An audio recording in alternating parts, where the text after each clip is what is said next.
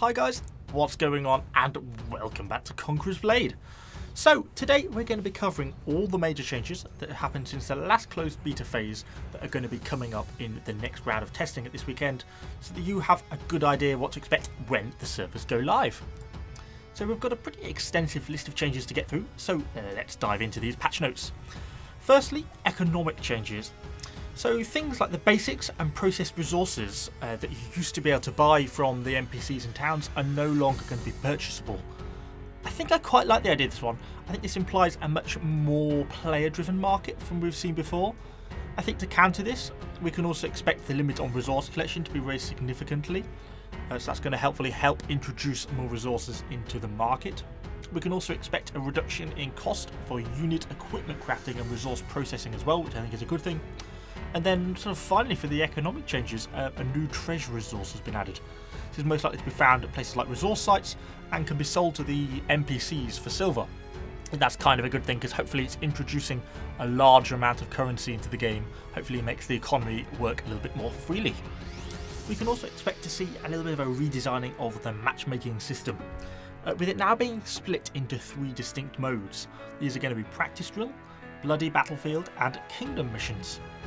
So to take kingdom missions first, we can expect these probably to be broken down into a series of difficulties with level caps associated with each. And there's currently probably going to be a cap of around doing 10 kingdom missions per week, after which you'll no longer be receiving rewards. Initially, my initial impression is that that's perhaps a little bit low. We'll kind of have to see how that plays out in this testing phase, but maybe that's something that hopefully they'll raise a bit later on. Death and equipment wear rate of your NPC units while you're in these battles. For the kingdom missions, this will be the same as the open world, and that's also true for the bloody battlefields.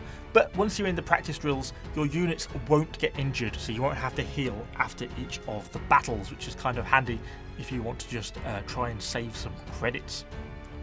The UI system has also been massively upgraded, with a now much neater, more organised and professional system replacing the older one. Should see improvements and optimisations to the achievements, unit tech trees, character skills, etc. And I think it's something the game badly needed, and one of the things I'm most pleased is actually getting the update that it actually needed. We are also seeing some small adjustments to some of the units and classes, with a small amount of mechanics reworks going into the Dual Blades class. We can also expect tier 4, 3, 4 and 5 units, which will now be recruitable with bronze coins, where it used to just be honour points before. We're also expecting some adjustments to the crafting level requirements of hero and horse gear. I'm not sure if that is going to include any wearing requirements, or if it's just going to be associated with the crafting, i.e. it's opening up that player-driven economy, tying back to what I was saying at the beginning even more, or if it's going to make armour requirements lower for all classes. We're also going to see some balancing going on for siege artillery, with damage and ammo values kind of being reworked, and horse sprint speed is going to be increased, but at the cost of a slightly higher stamina. And my absolute favourite point from the whole of the patch notes, of course, no horse will be complete without optimised appearance of horse tails, which is something that was kind of amused me. So referring back to the unit tech tree UI rework that I mentioned earlier, units are going to be split into different ages rather than the previous tier system that we've been experiencing in the last stage of closed beta. This change will also go alongside increased honour points requirements to unlock units, but then conversely a decreased cost to actually build and recruit them. I think the idea of this is that you don't want to be unlocking units quicker than you can actually build them and use them in your army, so it's going to be slower overall progress, but better access to the units that you do have unlocked, hopefully. The tutorial has also undergone somewhat reworking. You can now try out the different weapon classes at the start in the tutorial, something which I think is very useful for newer players who may be a little overwhelmed by which class to pick at the start, so now they can try out all the different classes they're interested in and pick the one that they think is most appropriate to them.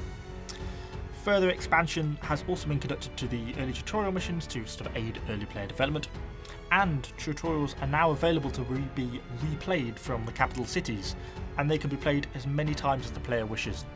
So if there's anything you're no longer sure about and wish to go back and play the tutorial again to sort of brush up on some of your Conqueror's Blade skills, then now you can do that.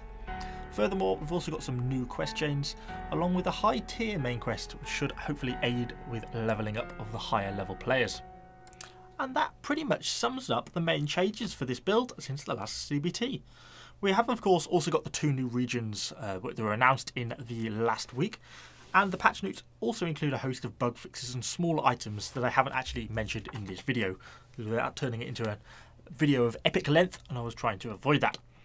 Obviously, I shall hopefully put a link to the patch notes in the description down below so you can go and check them out for yourself. And finally, be sure to subscribe if you want to keep up to date with the latest Conqueror's Blade news.